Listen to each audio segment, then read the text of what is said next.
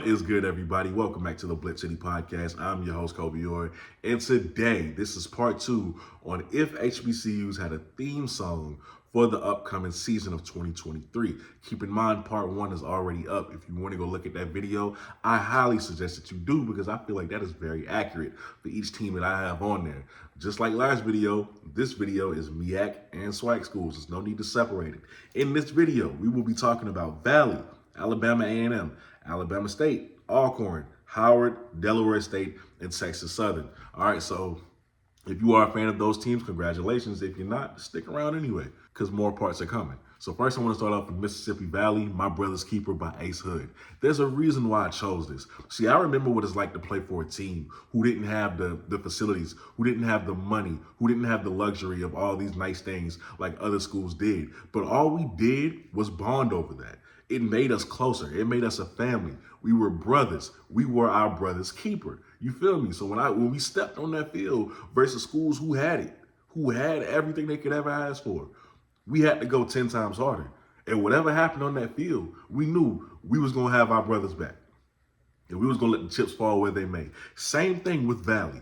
They have that mindset. They do not have what every other SWAC school has, and that's okay because they believe in each other, they love each other, they support each other, and when they step on the field versus a Jackson State, a Alabama State, a FAMU, they are their brother's keeper. And whatever happens at the end of the game happens, but they're going to have each other's back. That's why I chose the song from Mississippi Valley. After Mississippi Valley, we got Texas Southern, Thief in the Night by Young Thug. This should be pretty easy to guess, right? It's the reason why I chose Thief in the Night. Texas Southern is a team that you got to watch. I said at some point, Andrew Body was going to get his team to a SWAC championship at the very least before he graduates. And he's kind of getting there. You feel me? He's halfway there at least. Texas Southern beat 2 teams on their homecoming last year. They almost got that win over Alabama State and Alabama A&M. One was a 3-point loss, the other was a 4-point loss. They came in and beat Alcorn on their homecoming by a point. They are dangerous. They could easily walk into your trap and take over your trap. They could really come into your house and sneak away with the win. They could walk into your house like a thief in the night, take that one and leave. They're dangerous. That's why I chose the song. They were 5-6, one game away from being at 500.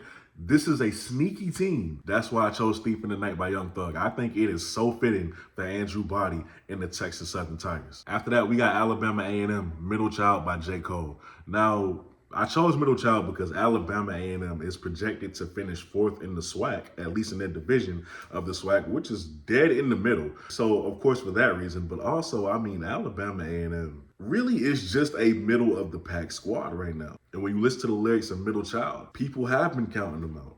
And I don't think that's safe to do. This is a team who was just on top of the SWAC a couple of years prior.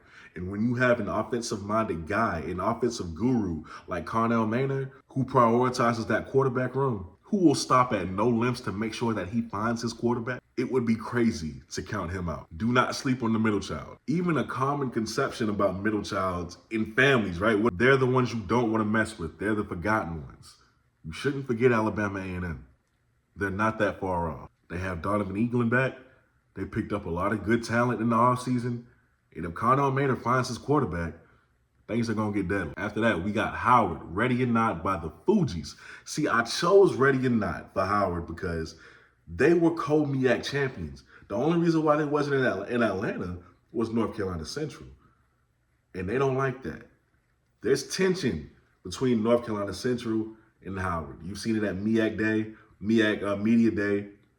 You've seen Howard refer to North Carolina Central as that team in the red or that team in North Carolina. They're mad. Howard knows what needs to be done. One game away from being in the championship, they know what needs to be done. They're not overlooking anybody in the MEAC because it's a gauntlet. They're not overlooking any of their out-of-conference games either, but they know who they have to get past, and they're motivated. And when it's time, or even before it's time, ready or not, here we come, you can't hide. That's the message. That's the mood it feels like it's being given to North Carolina Central. So that's why I chose that song for Howard. After that, we got Alcorn State, DNA by Kendrick Lamar.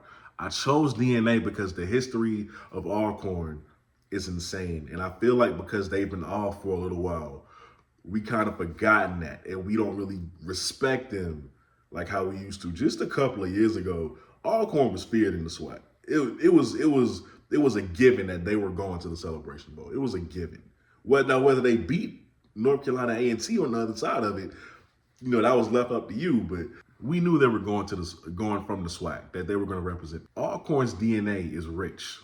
Alcorn's DNA has over 50 players selected for the NFL, has the most Celebration Bowl appearances since its inception, has a Heisman finalist, one of the greatest players to ever play the game. Alcorn's history, Alcorn's DNA, that program's DNA is rich. And we shouldn't forget that about them. And I honestly think they're going to put a lot of people on notice now that they have Jarvien Howard back for another year with Tyler Macon, former 4-star quarterback.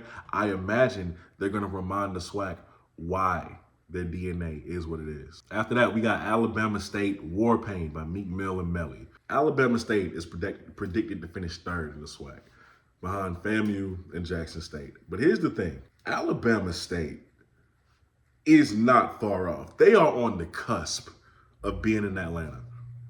They are on the cusp of being in Atlanta.